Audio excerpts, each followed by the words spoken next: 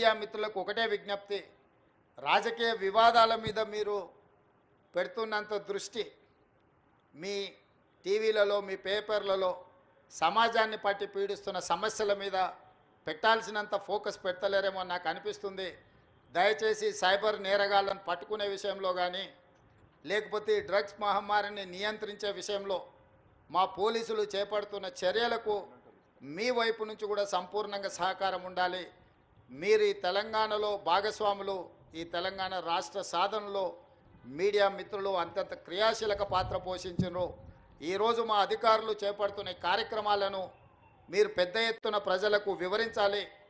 మొన్న మెగాస్టార్ చిరంజీవి గారు డ్రగ్స్ నియంత్రణలో తన వంతుగా ముందుకొచ్చి వారొక వీడియోని అద్భుతంగా తయారు చేసి మా డిపార్ట్మెంట్కి ఇచ్చిండ్రు.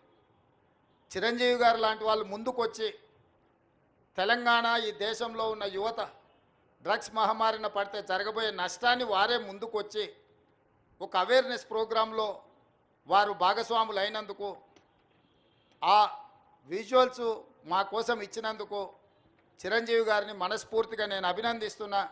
సినిమా ఇండస్ట్రీలో ఉండే ప్రముఖులకు కూడా నా సూచన, మీ కొత్త సినిమాలు రిలీజ్ అయినప్పుడు టికెట్ ధరలు పెంచుకోవడానికి జీవోల కోసం ప్రభుత్వాల దగ్గరకు వస్తున్నారు, కానీ సామాజిక సమస్య అయిన సైబర్ క్రైమ్ డ్రగ్స్ నియంత్రణలో మీరు మీ సామాజిక బాధ్యతను నెరవేర్చడం లేదు అని మా ప్రభుత్వం భావిస్తుంది.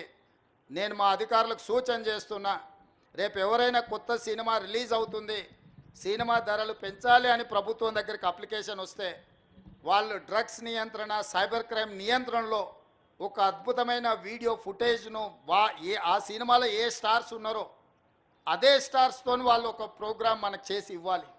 అది ప్రీ కండిషన్.